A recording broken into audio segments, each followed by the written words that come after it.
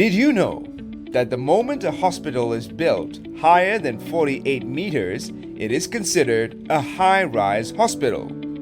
And unlike the hospitals that were built during our forefathers' time, a high-rise hospital needs to follow certain requirements that it is safe for all: the patients, the staff, and the visitors. That's when the HDMP, or Hospital Disaster Management Plan, comes in. Now, how does one submit a HDMP? Take Company X, for example, which plans to build a high-rise hospital. There are 8 processes of setting up a private hospital. These 8 processes include submission and approval from local authorities and CCAPs, site monitoring and interim inspections, issuance of CCC, and finally submitting a license to operate.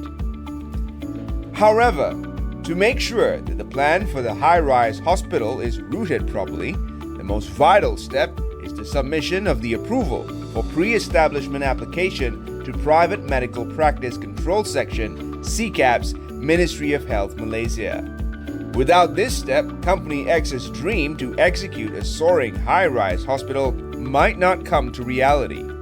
This step requires the team, Company X, to submit a Hospital Disaster Management Plan, HDMP, together with the pre-establishment application. What exactly do we mean by Hospital Disaster Management Plan? A Hospital Disaster Management Plan is a set of documents that covers the minimum 4 criteria to ensure that a high-rise hospital plan adheres to the best safety measures there is.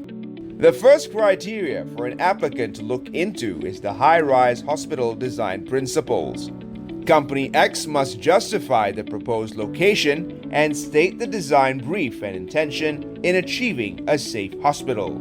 This includes an explanation write-up that takes into consideration how the World Health Organization describes a safe hospital, while complying with Uniform Building Bylaws, Private Healthcare Facilities and Services Act 1988, Act 586, and other relevant local building codes. The second criteria is risk assessment. This is to ensure that the building plan has identified potential hazards and risk factors. This includes external hazards such as geographical conditions, as well as internal hazards such as biological hazards, fire hazards, and more. Once the hazard risk has been identified, it has been analyzed, evaluated, and Company X must also propose guidelines to control these risks. This brings us to the next criteria: prevention and evacuation strategy. Must come hand in hand with the risk assessment. Company X must also provide the strategies along with both written and pictorial diagrams to illustrate how the risks can be prevented and the evacuation strategy if something unwanted happened. This prevention plan must consider all factors such as design and planning, compartmentation and refuge strategy, fire protection installation and operational, and awareness on fire safety and more. The last component of the Hospital Disaster Management Plan is the operational planning. It is a framework that outlines the standard operating procedure and scope of personnel who are involved during an event of disasters. This operational planning must include an emergency response plan, execution strategy, proper maintenance, and housekeeping. This is important to provide a safe environment to the high-rise hospital.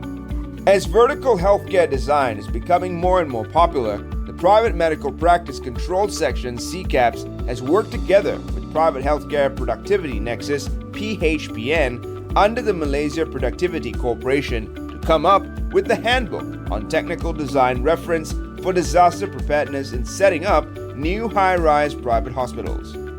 This handbook is especially curated to facilitate organizations to build a safe hospital for a better Malaysia, which ultimately increases the quality of the country's healthcare system.